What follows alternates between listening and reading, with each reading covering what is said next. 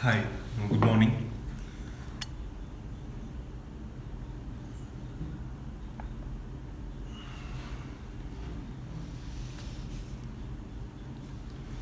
A very good morning, all of you. So today we'll have a discussion on multiple choice questions related to orthodontics, right?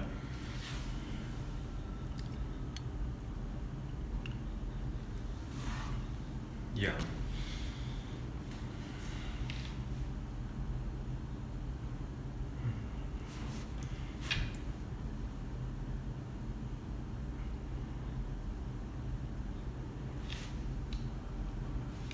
Hi, Regina, Ramesh, Nidhi, Preeti, Shyamala. Hi, good morning.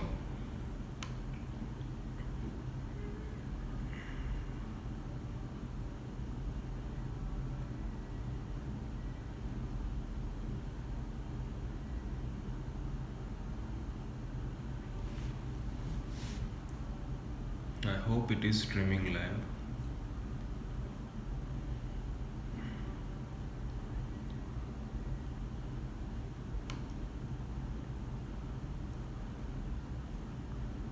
Hi, Sadhana, Megha, Bernice. Very good morning.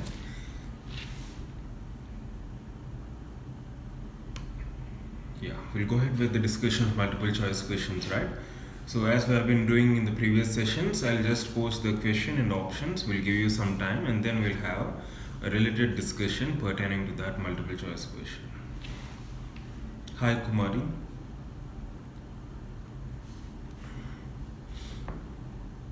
Good morning Pratibha. Kumari, yesterday you asked me one question, right? Moment, force. I posted the answer. Have you seen it in the previous video, yesterday's video? In the description, I have given you the questions along with explanations, right? It's nothing but torque, moment, force, or moment, or torque. They're all synonyms. Okay, we'll just go ahead with the discussion of the first question.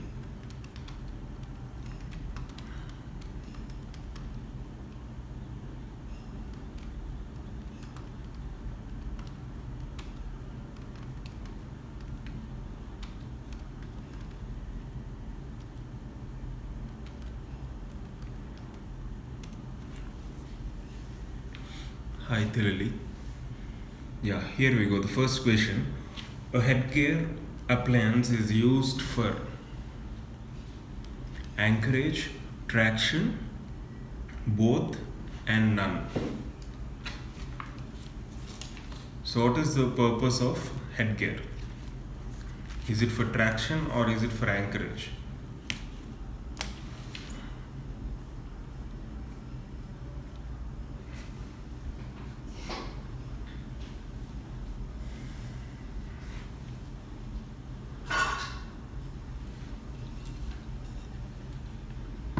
So generally we have these extraoral appliances, right?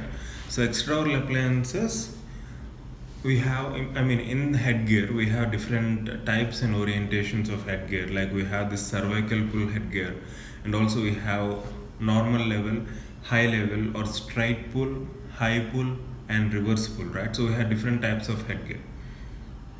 So what is the purpose, or a headgear appliance is used for anchorage or for traction? Hi Abhishek, good morning.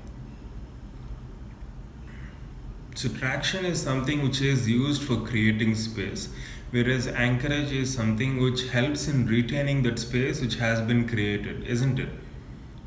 So headgear helps in both traction as well as anchorage. And remember, headgear is mostly used to modify the growth of maxilla, and also it helps in distalizing or protracting the maxillary teeth, right? So we have various important functions of headgear. So it's used for modifying the growth of maxilla, for retracting or for distalizing teeth, and also most important, it's used for reinforcing anchorage or retention. So we have different designs of headgear available. As I mentioned, we have cervical pull, straight pull, high level, and a reverse pull. So depending upon the orientation of headgears, we have different kinds of headgears available depending upon their position which they are engaged to. Anyways, we're going to have multiple choice question, diagram based discussion. So tomorrow, in tomorrow's live session, I'll present you some images pertaining to these headgears and also various appliances, right? So various designs like cervical pull, straight pull, high pull and reverse pull are available. And yeah, one of the greatest advantages of using this extraoral appliance such as headgear is that it permits posterior movement of teeth in one arch without disturbing the arrangement of teeth in another, right? So as you all rightly mentioned, the headgear appliance is used for both anchorage as well as traction.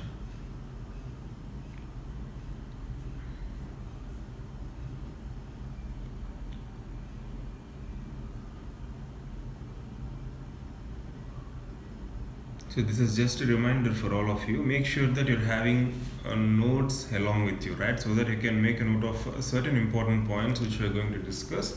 And at the end of the session, we're going to have a couple of points, couple of high yield points, which I feel will be very much important during your course of prep, right? We'll proceed with the next question.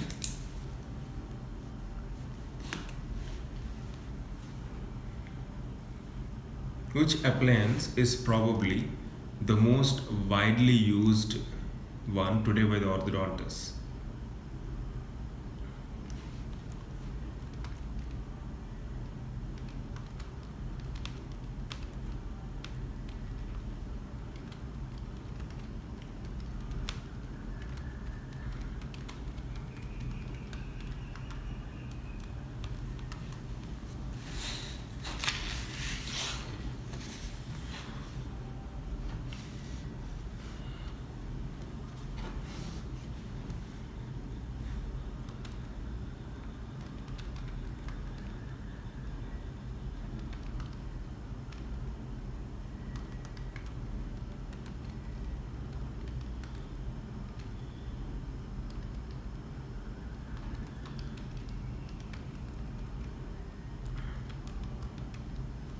Here you go.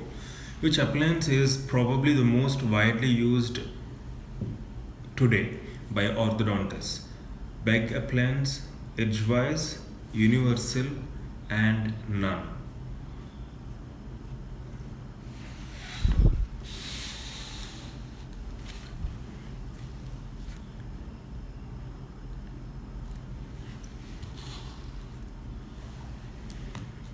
We even discussed this question yesterday. I mean, as such, we didn't discuss such question, but I have mentioned you about Beck and Edgewise appliance.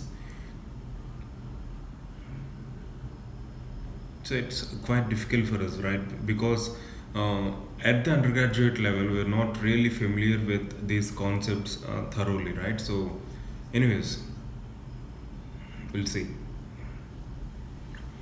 So Angle, who is considered as the father of modern orthodontics, has devised not only the classifications and all, but he has also given these designed various appliances that can be used for correcting malposed teeth, the position of malposed teeth. So he started E-wire and then pin and tube appliance, and then also we have this arch wire, right? And finally he has devised this edgewise appliance. It's called as edgewise because the plane of orientation of the wire is 90 degrees to that of the plane of orientation in case of arch wire. In case of arch wire appliance, the wire is placed in a vertical slot. We have a vertical slot, something like this. We'll have a vertical slot.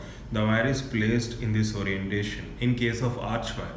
But in case of edgewise, you'll have a rectangular slit, a rectangular groove where the wire is placed in this orientation, right? So that's why it's called as edgewise. And the dimensions of the rectangular slot, which incorporate the rectangular wire include 0.028 inch into 0.018 inch. So the dimensions of these rectangular slots are very important, right? So the dimensions of slot are 0.022 inch and 0.018 inch, right? So these edgewise brackets, they are nothing but rectangular slots which incorporate rectangular arch wires. And the greatest advantage of these edge wires compared to arch wire or their predecessors is it allows three-dimensional movement of tooth. So movement of tooth in all three facial spaces is possible because of the orientation of this slot in the edgewise appliance, right? And as I said, it's called as edgewise because of the plane of orientation of the wire. So if you observe in profit has given clearly with diagrams, in case of, as I mentioned, in case of arch wire, there is a predecessor system of this edgewise. There is something called as a vertical slot. So on the tooth, in the bracket itself, you will have a vertical slot. So vertical slot, the wire has to be placed in this orientation, right, from the top. So in case of this edgewise, we will have a rectangular slot, a slot which is rectangular in shape, and then you can incorporate the wire in this direction, right? So that's why it's called as edgewise, because the plane of orientation is, I mean, in case of arch wire it is in this direction, but in case of edgewise it is in this direction along the edges of the wire, right? So it's named as edgewise, and extensively it has been discussed in a very elaborate manner in profit. You can refer that for more information. Anyways, we're going to have again diagrammatic representation of all these things in the tomorrow's live session, right? So we'll have some diagram based questions so that you will have much more clarity over what we are discussing today, right? And the dimensions are very important, and as I said, okay, it allows movement of tooth in all three planes of space. So all treatments or modern orthodontic treatments are based on the fundamental principles laid down by Angle, especially pertaining to edgewise, right? The contemporary edgewise appliance, right? So which appliance is probably the most widely used today by orthodontists? It is edgewise. Yeah. So just try to know the dimensions of slot and also what kind of wire do we use, round cross-section wire or a square cross-section, a rectangular cross-section wire, and also like what are the advantages of edgewise compared to the predecessors, right? Just understand these few fundamentals, that would be suffice. Right? I hope it's clear. Now we'll move on to the next question.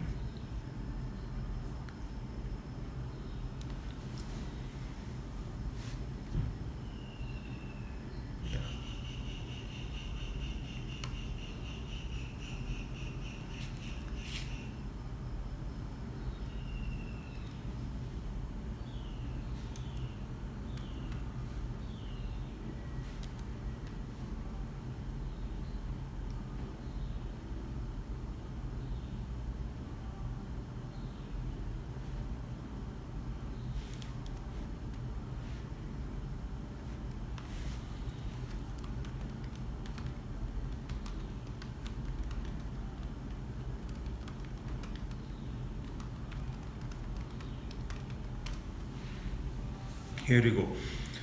An active finger spring of removable appliance usually touches the tooth with a point contact. What is the most likely type of tooth movement produced in this situation? Tipping, extrusion, intrusion, and translation.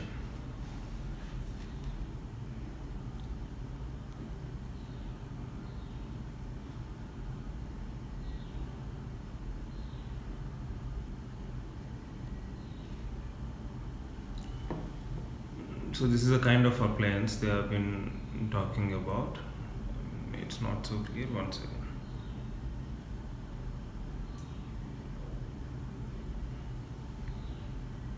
Yeah. So we have this. I mean, I have shown you the same image yesterday also. We have a removable appliance with a finger spring.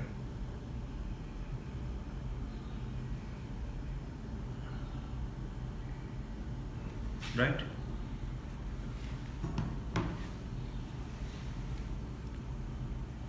Yeah.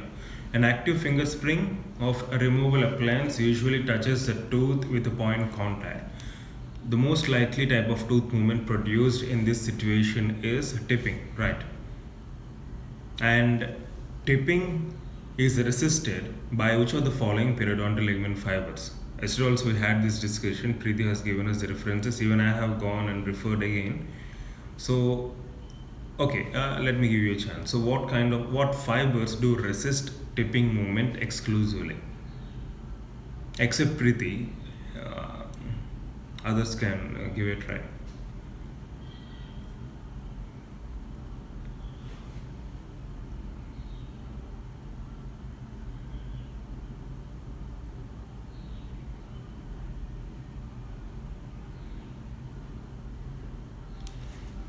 Pratibha is tipping. Preeti, Sadhana, Bernice, Abhishek, Shyamala, Nidhi, Ramesh, Kumari, Megha, Tileli. So most everyone go with the same answer, tipping. Yeah. And also yesterday, while one of the aspirants mentioned that horizontal group of fibers are, they're the components or they form the bulk of period fibers. In fact, it's oblique, which constitute 2/3 of the periodontal ligament fibers. Yeah, you're saying horizontal, annular crest.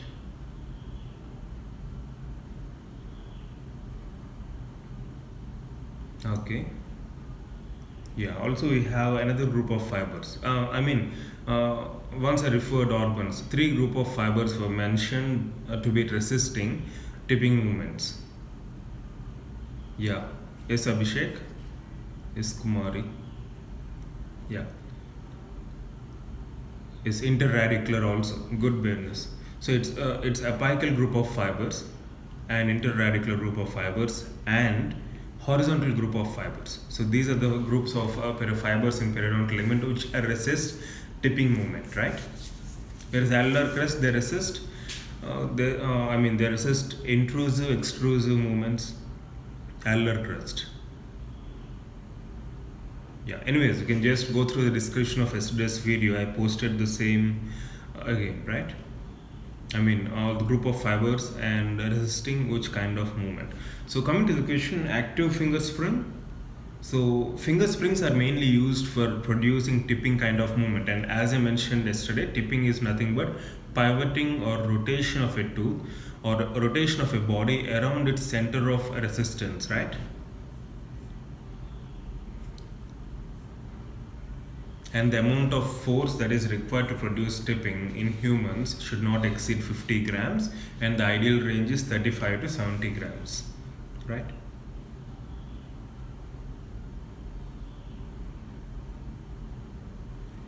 So we have one undesirable common side effect of a finger spring, which is the tendency for the root apex to move in the direction opposite from the crown. So ultimately that's going to happen in tipping also, right?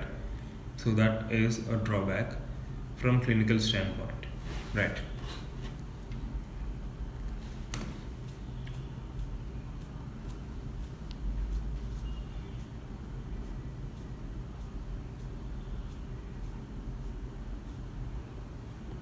Yeah, we have an interesting question pertaining to the order of sequence of treatment planning. I'll just post the questions along with options. Options in the sense I'll give you a few choices. Try to arrange them in an order, right? Like how we exactly proceed clinically while going for treatment of such cases, right?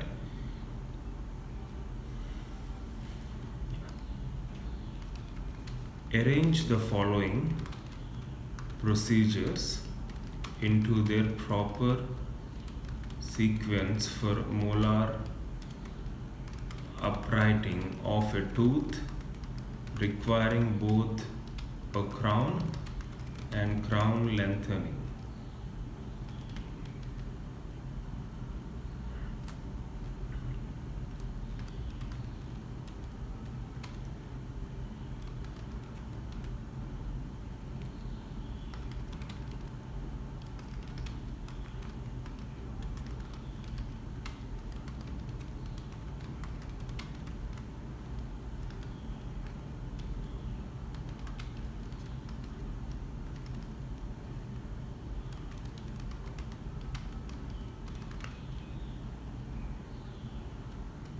So here you go. We have options separated by semicolon, right?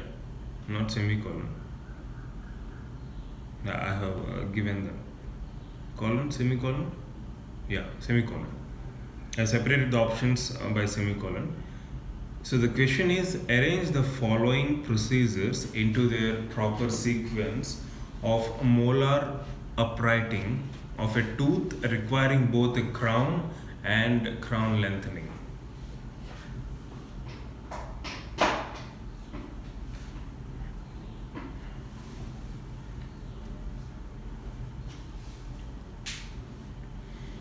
So arrange the following procedures into their proper sequence of molar uprighting of a tooth requiring both crown and crown lengthening. So we're planning for root uprighting or molar uprighting because it has been drifted mesially or distally. It's not mentioned. However, once you're planning for uprighting, what would be the order of sequence? If at all the tooth requires crown as well as crown lengthening. So we have decided to go for crown lengthening and placement of crown and molar uprighting. So what would be the sequence of clinical events? Band, that is placement of band, complete crown preparation, fabrication, complete crown lengthening procedure, separating the teeth, uprighting the teeth. So what would be the sequence? Sequence for molar uprighting.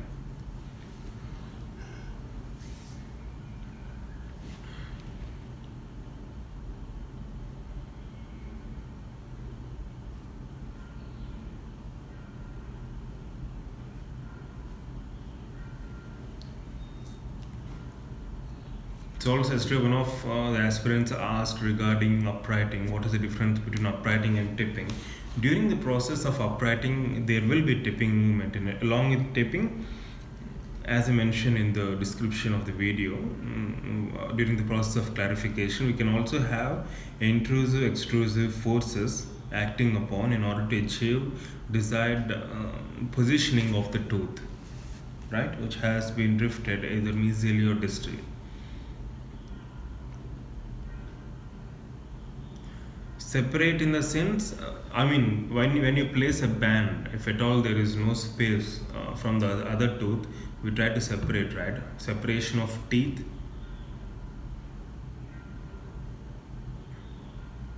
So band is orthodontic band, separate is separation of teeth, upright is using any fixed appliance or removable appliance, any appliance for uprighting the tooth, right?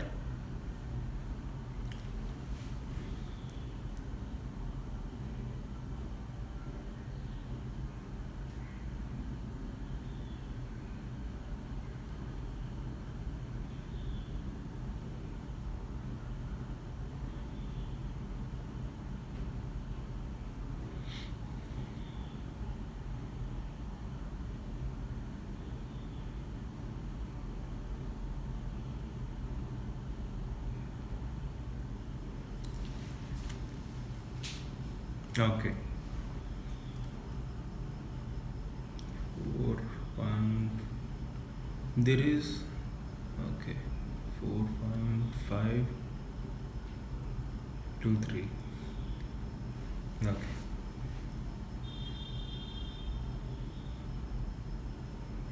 See, usually, always remember, even in one of the recorded videos, I mentioned that when you go for, even in case of midline diastema closure, we go for orthodontic treatment first, orthodontic closure first, followed by frenectomy. So we have a proper sequence for any treatment planning. So similarly, treatment procedure. Similarly, even here, we go for prosthetic treatment at the end. Once we complete or once we achieve desired positioning of the tooth, then we can plan for this processes, a crown, right?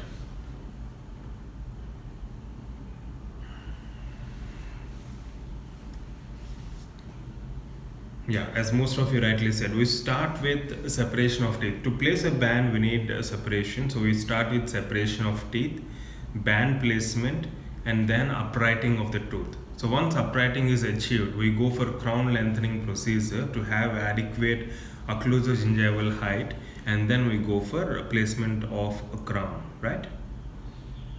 So it is, shall I say it in alphabets? Okay, I'll go with alphabets, right? So it is as one of you rightly mentioned, it's D followed by A followed by E. D A E C B. Yeah. D A E C B.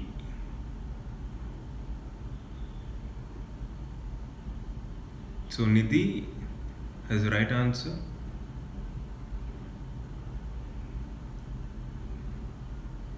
Shyamala also. Okay. Others well tried, but anyways, we have such questions which we need to have some clinical exposure also. Right? So once you have clinical exposure, then it will be a lot much easier for you to answer such clinically oriented questions, right? So orthodontic treatment or orthodontic positioning of tooth is achieved first and then followed by placement of processes, and before process we need to perform this crown lengthening, right? So that's obvious.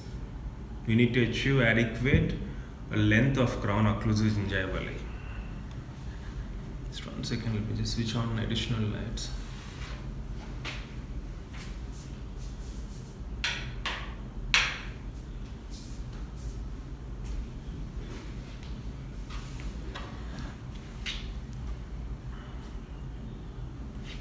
Yeah. Fine, is it clear? Yeah, we'll move on to the next question.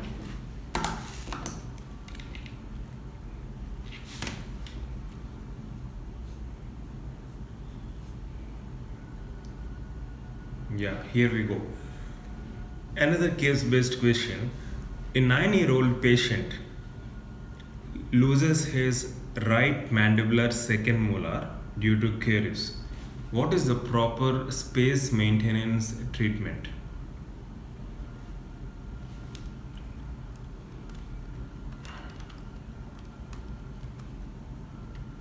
A 9-year-old patient.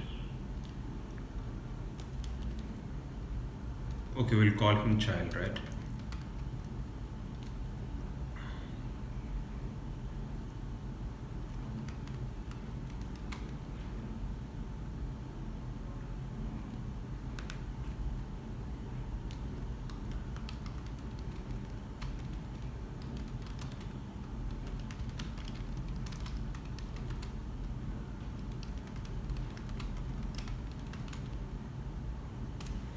So the options include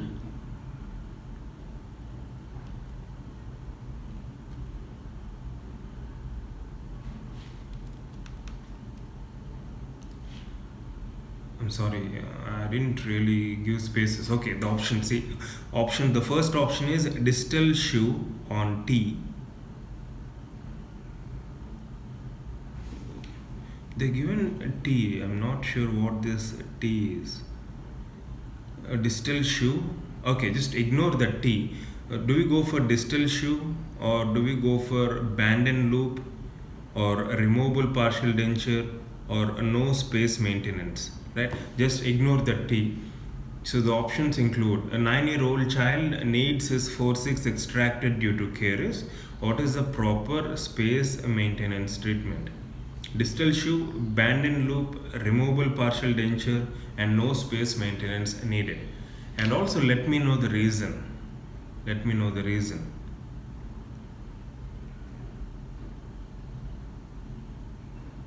Distal shoe, where are you going to get the support? The anchorage or the abutment? If you're planning for distal shoe and band and loop, also give me an explanation.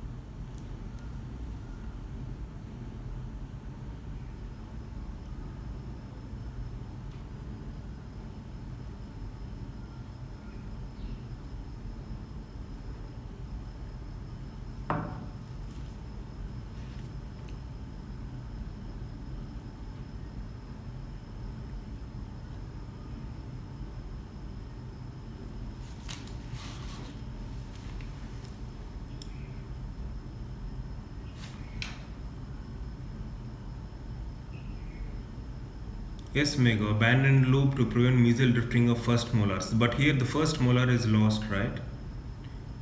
Mm-hmm.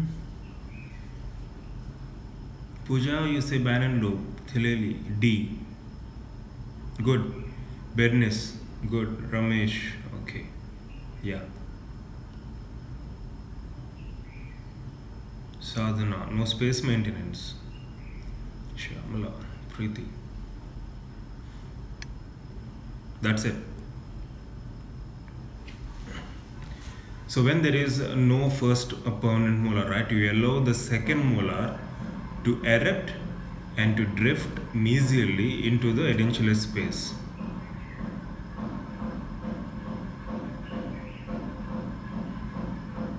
Yeah, you allow 4-7 to erupt and to drift mesially. Right, so no space maintenance is needed because second molar it's going to erupt around 9 to 11 years of age, right? So since it's going to erupt sooner, it's better to allow it to erupt and to passively migrate mesially or passively drift mesially. Yes, distal shoe is for premature loss of second primary molar to allow proper positioning of first permanent molar, right? Yeah.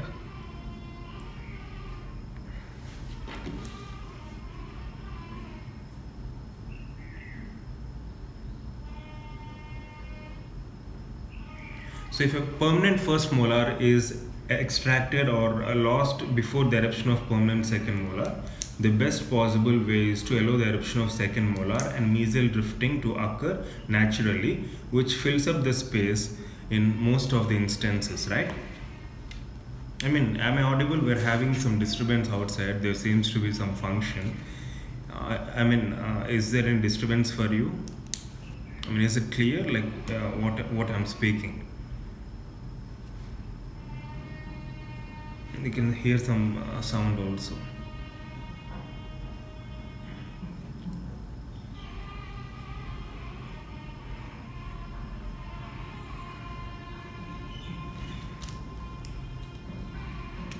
Okay.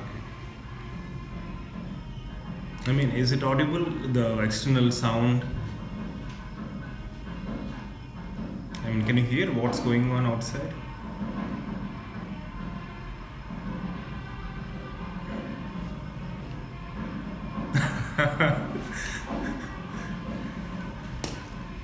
You can hear that South Indian music. Both are audible. Okay, fine. Maybe if I'm talking, that sound will be less audible comparatively. Anyways, I'm sorry for that disturbance. See, even at 5 o'clock or 6 o'clock, I'm having this kind of disturbance. Then we should plan our session a bit early, 4 to 5 maybe, if this is the case.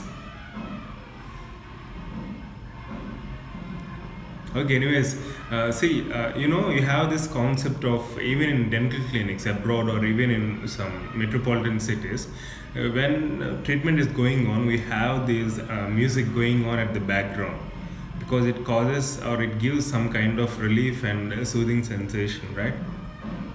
So we'll assume the same happens here also. I mean, at least for me. Yeah. I've given the description and you have given me the right term, audio analgesia. No, Preeti, don't worry, I'm not going to start at 4 am. It's impossible for me also, right? 5 am is enough, right? Okay. We'll have another question then. That's regarding circumferential supracrustal fibrotomy, CSF. So I'm sure you'll answer this question right away. Anyways, I'll just post the question and see.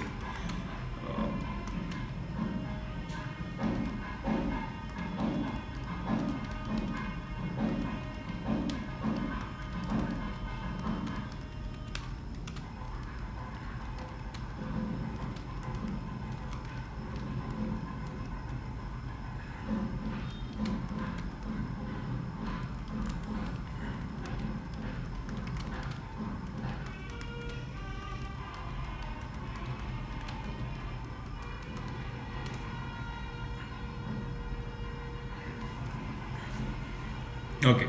The question is a post-orthodontic circumferential supracrustal fibrotomy is performed to sever collagen fibers, thus reducing the tendency of a rotated tooth to relapse. So the options are: the first statement is true, second is false, first is false, second is true, both are true, both are false, right? So post-orthodontic CSF circumferential supracrustal fibrotomy is performed to sever collagen fibers. Thus, so that's the first statement. And the second statement is thus reducing the tendency of a rotated tooth to relapse.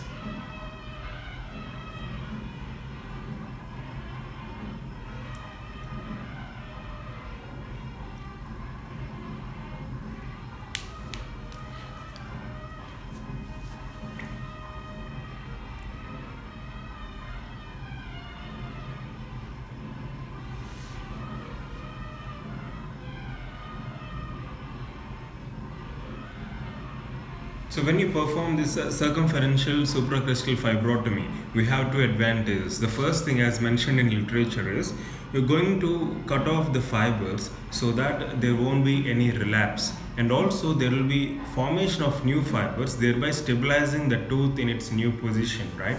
So it's just assume that we have a rubber band.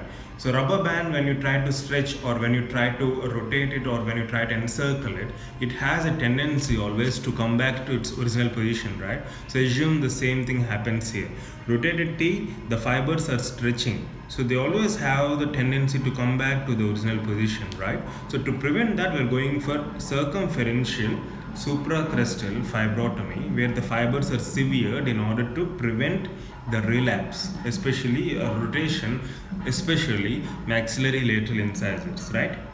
So we have two advantages or two objectives are accomplished by performing CSF: eliminating the potential for relapse due to collagen fiber retraction, and also allows new fibers to form that will help retain the tooth in its new position, right? So both statements are true. Clearly, you say first statement is false. We perform CSF, right? We perform CSF to sever collagen fibers. It's a minor surgical procedure where an incision is given in the sulcus above the crestal level of bone, right? I hope it's clear. Now, we'll move on to the next question. We still have a couple of questions to cover.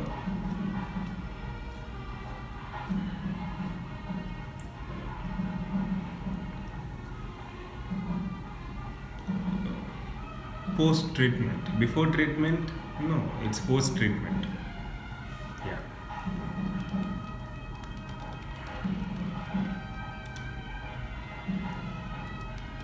And next question is regarding the development of mandible. Development of maxilla, direction of development. Let's see.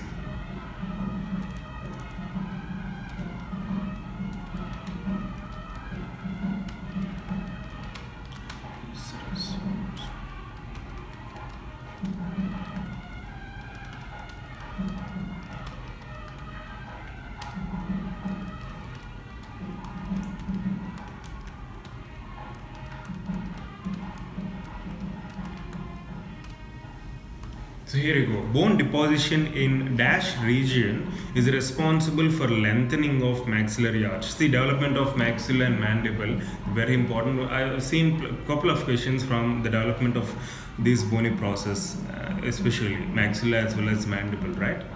So when you're going through the developmental process of craniofacial development or development of maxilla or mandible, make sure that you focus on these topics.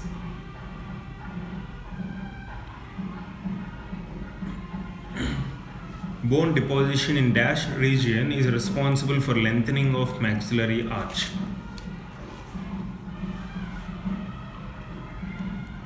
Yeah, we need to refer literature to be thorough with such questions, right? Zygomatic.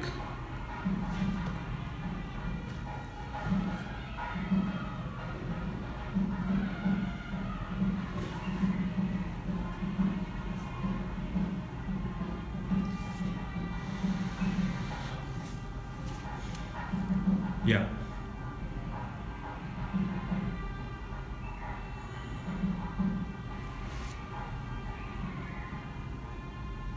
So we have a clash here between zygomatic and tuberosity. Anyways, bony maxillary arch or maxilla tends to grow horizontally or lengthens horizontally by bone apposition in the tuberosity area and simultaneously resorption on the anterior part or the inner aspect of the maxillary bone, which is facing the posterior most aspect of maxillary sinus, right? So tuberosity area, posterior most part, we have this apposition of bone leading to lengthening of maxillary bone. So bony maxillary arch lengthens horizontally in a posterior direction. Bone has been deposited or bone is deposited on the posterior facing cortical surface of maxillary tuberosity. Resorption occurs on the opposite side of the same cortical plate, which is the inside surface of maxilla within the maxillary sinus, right? So the direction of growth of maxilla or the growth of maxilla, it is downwards and forwards. The maxilla migrates downwards and forwards away from the cranial base.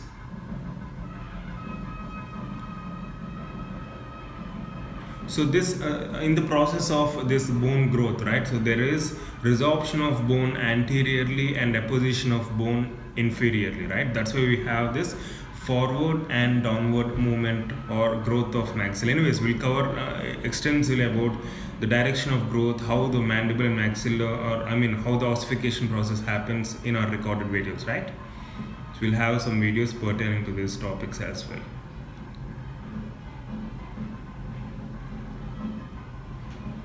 So as the maxillary tuberosity grows and lengthens posteriorly, the whole maxilla is simultaneously carried anteriorly, right? So it is the deposition at the tuberosity area, right?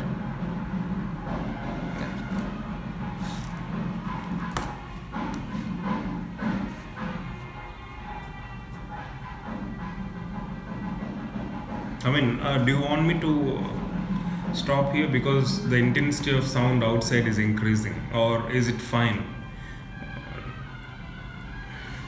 We still have around 3 to 4 questions, or we can cover them tomorrow also. It's your choice.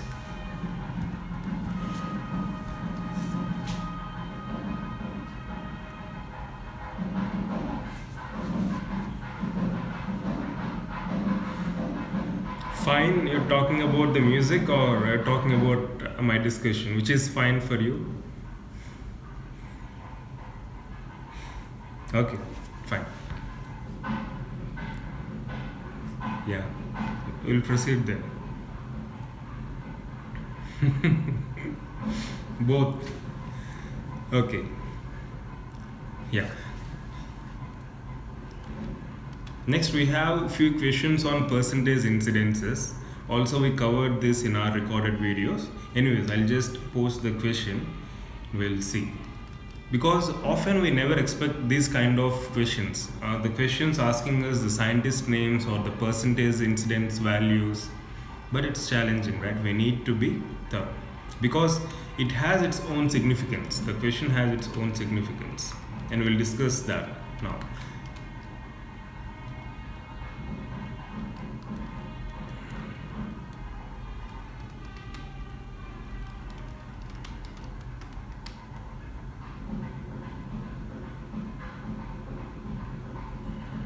Yeah. What percentage of 6-year-old children have a median maxillary diastema? 78%, 98%, 49%, less than 25%.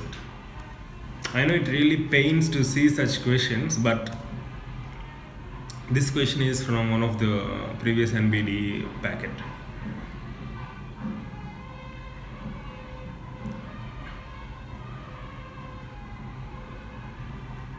So why do we have, the question is percentage of or percentage incidence of midline diastema in case of 6-year-old children. Pooja, how do you know the answer? Have you referred the video or have you come across that in any synopsis or any text?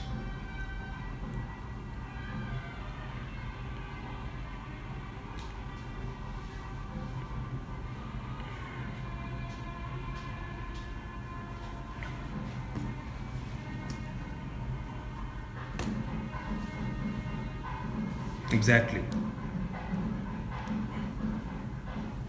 In almost all cases, in almost all children, 6-year-old children, we find this midline diastema. It can be physiologic, majority of the cases. Okay, Pooja.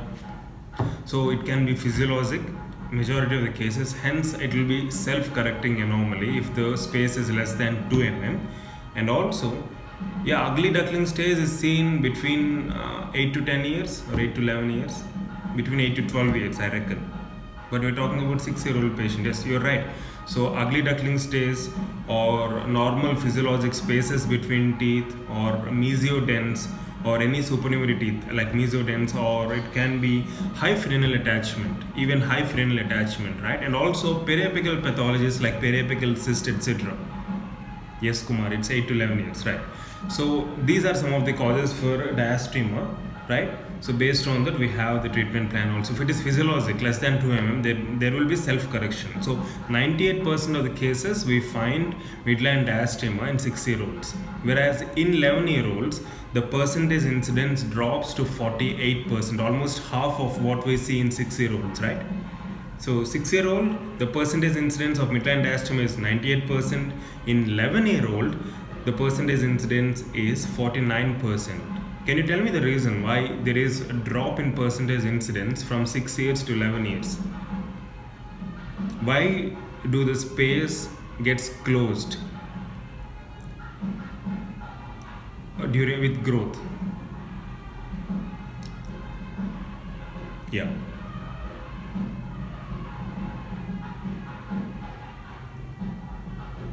Maxillary canine around 12 to 13 years, if I am not wrong. Yeah. 11 to 12 years. 11 to 12 years, we have eruption of maxillary canines. It has something to do with the eruption of canines. Of course, laterals have to be in proper position, but maxillary canines, if at all they erupt, yes, inside liability, all these factors play a role. So with the eruption of maxillary canines, there is almost always correction of these spaces, right? Now, we'll move on to the next question.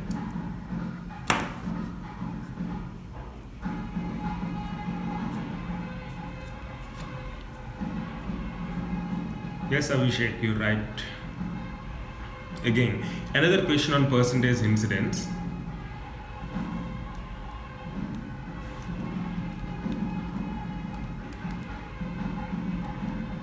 Okay, let me just ask you rather than, okay, let me just see.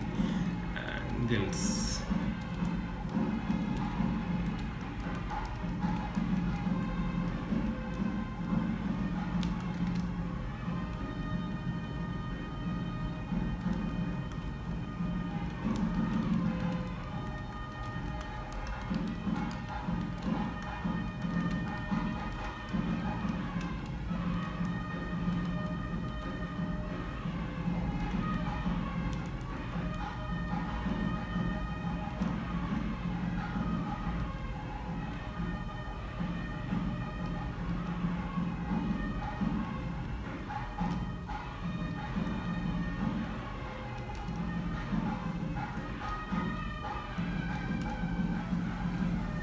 So Angle's class 1 occlusion represents dash percentage of population, and Angle's class 2 occlusion represents dash percentage of the remainder, right? So what is the percentage incidence of Angle's class 1 and Angle's class 2 and also Angle's class 3? So obviously when you know the two, the third one will be the obvious answer. Yeah.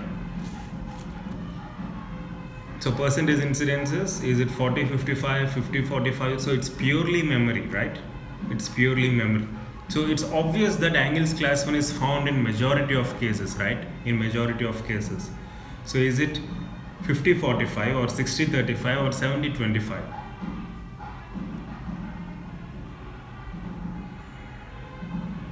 Yes, class 3 is least represented, that's understood.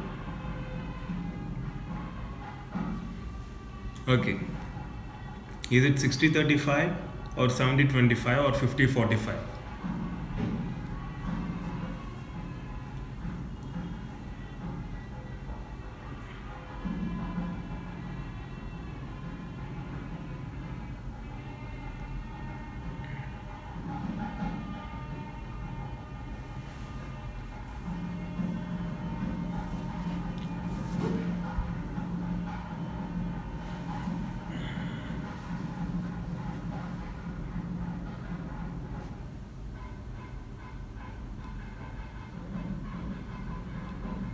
Yeah, it is 70-25. Class 1, the percentage incidence is 70, class 2, it is 25, and the remaining 95, 5%, okay, less than 15% will be class 3, right?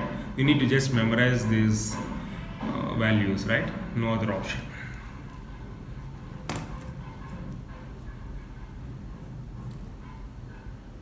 So we'll just conclude with this question.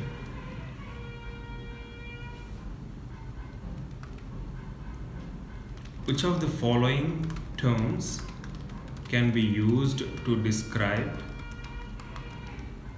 class 2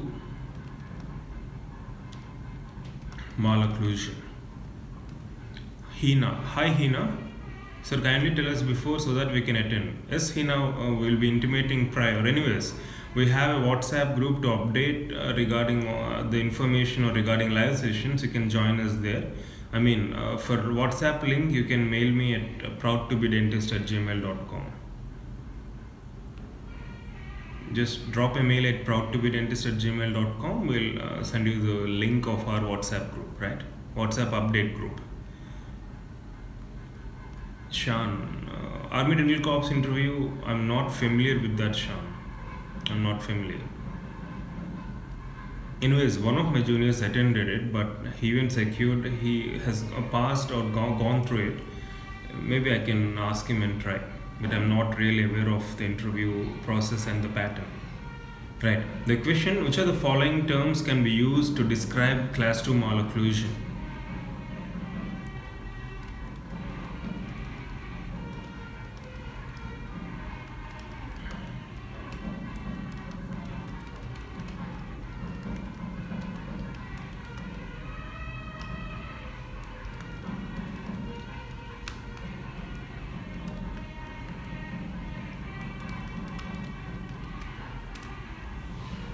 Here you go. Which are the following terms to describe class 2 malocclusion? Overbite or retrognathism, underbite or prognathism, overbite only, retrognathism only.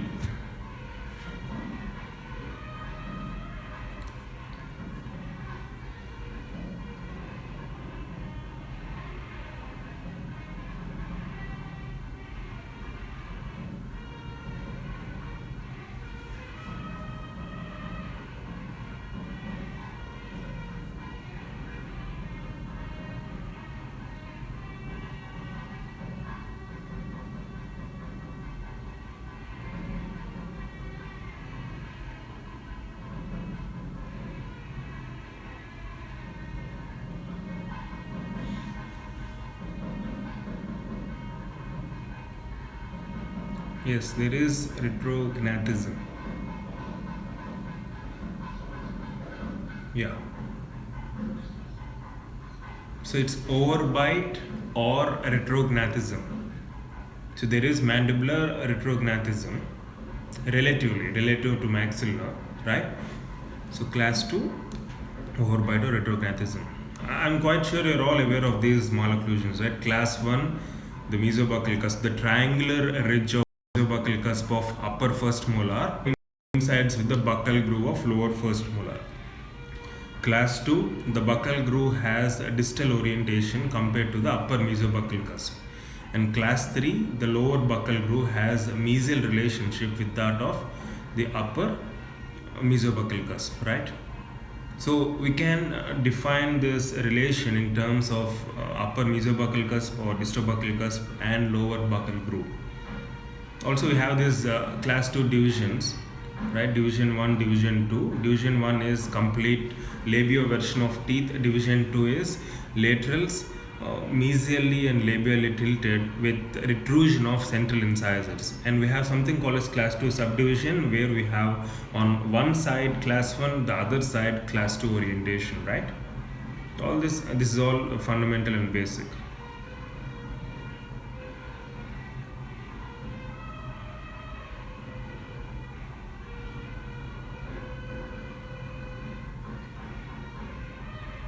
Yeah.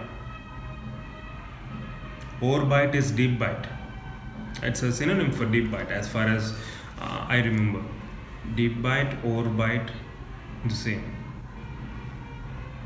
Open bite, underbite, will be more or less the same again, right? So it is overbite, and because of mandibular retrognathism, right, we have this class 2. I mean, is it clear? Yeah. So we'll just stop with this. So we have almost discussed around 10 multiple choice questions. So we'll go ahead with a discussion of diagram based questions tomorrow, right? So we'll have some couple of diagram based questions, and also I'll post few diagrams so that we'll see how we can identify, and also we'll have brief description regarding those diagrams, right? A couple of questions tomorrow morning. So you have any questions? So it's 6:10.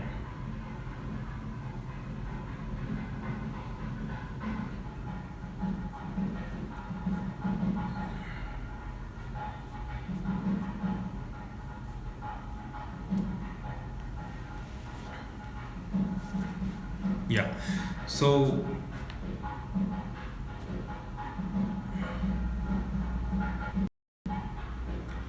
tilting, the term, see, tilting and tipping. So tipping, it's understood, right? Around the center of resistance, the movement of tooth, the crown moves in one direction, root in opposite direction. So that is tipping. Tilting is nothing but see, for example, you have this normal drifting of teeth. For example, when first permanent molar is lost, the what happens to the same teeth? They tilt into that space, right? So tilt is nothing but change in angulation of the tooth, the long axis of tooth, right? So that we can consider it as tilting. And moreover, we do not have any movement, any orthodontic movement such as tilting. We only have tipping, extrusion, etc. But tilting is a general term which we use with change in angulation. Nola's classification. So you're asking me Nola's classifications. I am sure you know all the types of all the stages of Nola's classification. Anyways, we're having questions on it in our test series, Nola's classification. Okay, one question on Nola's classification. Okay, tell me all the classes of Nola's class stages of tooth development, Abhishek. Anyways, we have some questions in our test series also. So that's the reason why I haven't chosen that particular topic. Right, so you have any further queries?